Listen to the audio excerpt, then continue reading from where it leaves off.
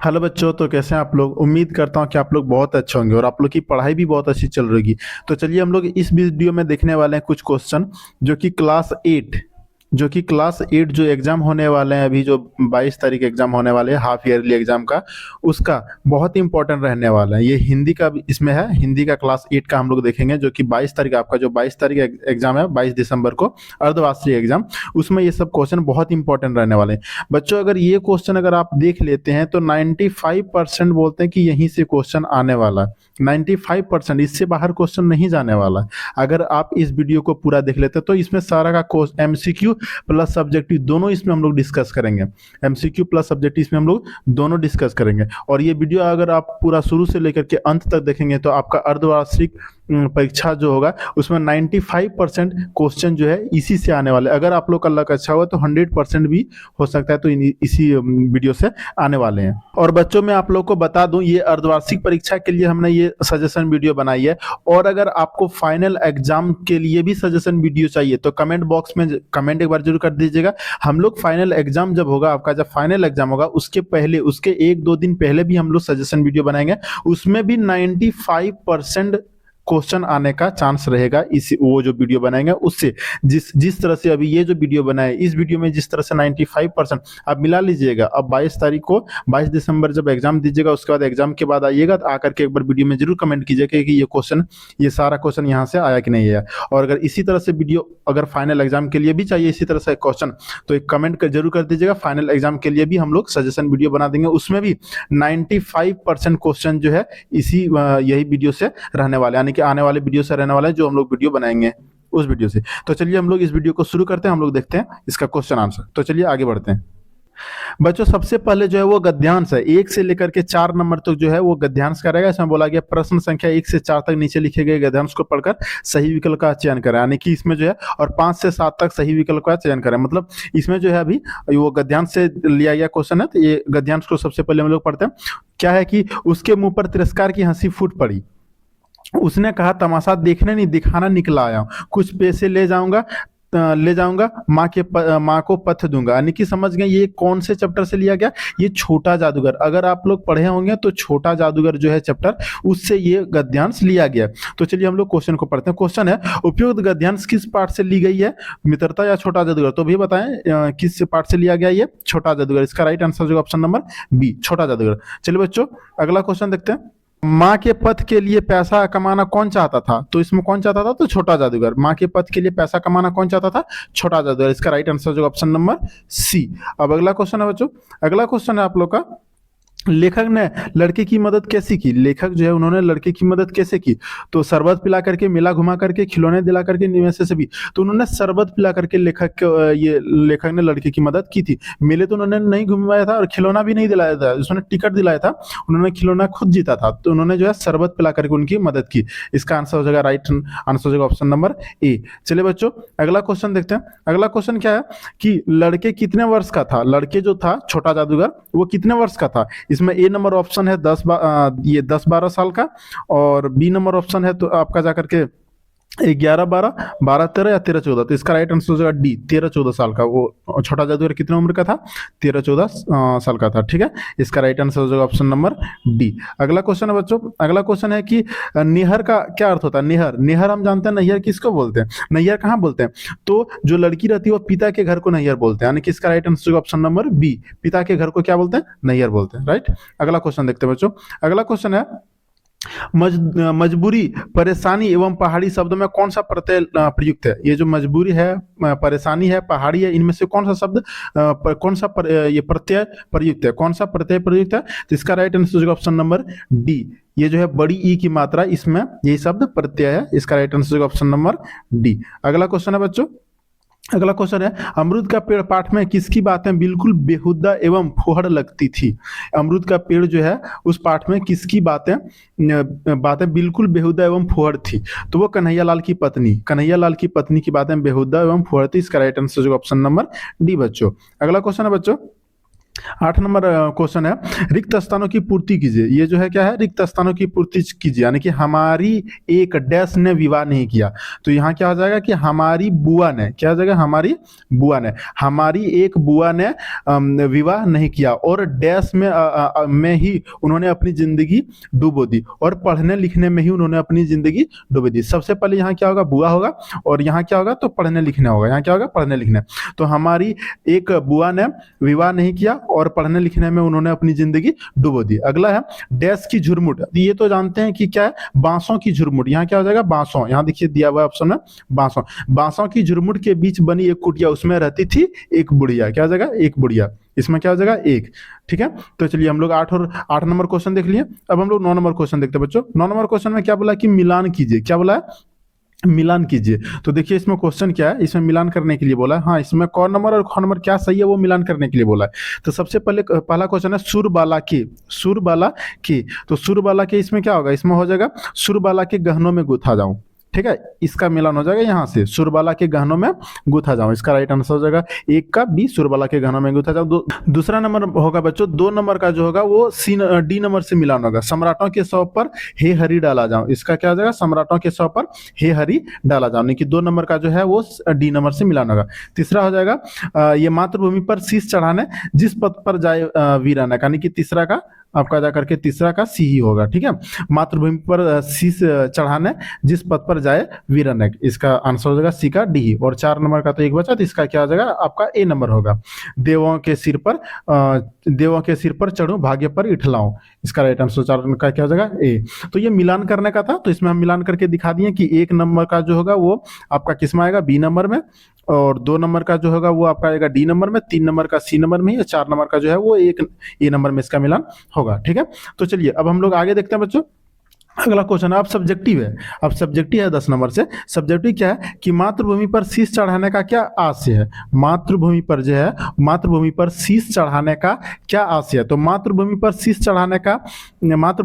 चढ़ाने का अर्थ है देश की रक्षा के लिए अपने प्राणों का बलिदान देना। मातृभूमि पर शीश चढ़ाने का अर्थ क्या है कि ये देश के लिए अपने प्राणों का बलिदान देना। ठीक है, यानी देश के लिए कुर्बान हो जाना। क्या हो जाएगा, यानी देश के लिए कुर्बान हो जाना। और यह भावना देशभक्ति और ये सर्वोच्च संपन्न को दर्शाती है, संपन्न को दर्शाती है। ठीक है, यह भावना जो है देशभक्ति और सर्वोच्च संपन्न को दर्शाती है। जैसा कि माखनलाल चतुर्वेदी की कविता पुष्प के विलासा में एक फूल अपनी इच्छा व्यक्त करता है कि उसे वीर सैनिकों के चरणों तले फेंका जाए जो देश के लिए बलिदान दे रहे हैं। ठीक है, तो इसका राइट आंसर ये हो जाएगा।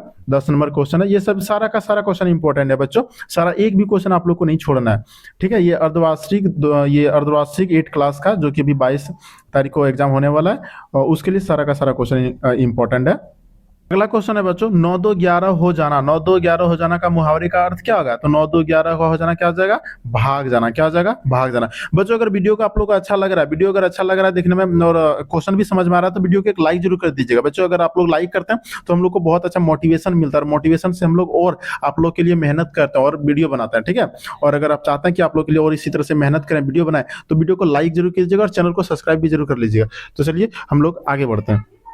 अगला क्वेश्चन है बच्चों, छोटा जादूगर किस प्रकार की कहानी है। 12 नंबर क्वेश्चन क्या है कि छोटा जादूगर किस प्रकार की कहानी है। तो छोटा जादूगर जयशंकर प्रसाद द्वारा लिखी गई एक सामाजिक भावनात्मक कहानी है। ये किस प्रकार की कहानी है, सामाजिक और भावनात्मक कहानी है, जो एक आत्मनिर्भर और परिश्रमी बालक के संघर्ष को दर्शाती है। किसको दर्शाती है, तो आत्मनिर्भर और परिश्रमी बालक को दर्शाती है, जो अपनी बीमार माँ और पारिवारिक जिम्मेदारियों के लिए तमाशा दिखाता है। वो बालक क्या करता है, अपनी बीमार माँ और पारिवारिक जिम्मेदारियों के लिए तमाशा दिखाता है। ठीक है, तो चलिए अगला क्वेश्चन देखते हैं बच्चों। अगला क्वेश्चन है बच्चों, बटोही और उन्मुक्त का अर्थ क्या है। बटोही और उन्मुक्त का अर्थ क्या है। तो बटोही का अर्थ है पथिक राही, यानी कि पथिक राही यात्री, यानी कि रास्ता चलने वाला, जो जिसको यात्री बोलते हैं, जो रास्ता पे चलता है उसका ही अर्थ होता है बटोही। बटोही का अर्थ क्या था, यात्री, यानी कि रास्ता चलने वाला, रास्ता में चलने वाला। ठीक है, और उन्मुक्त का अर्थ क्या होगा, स्वतंत्र, यानी कि खुला हुआ। उन्मुक्त का क्या अर्थ होगा, स्वतंत्र, यानी कि खुला हुआ।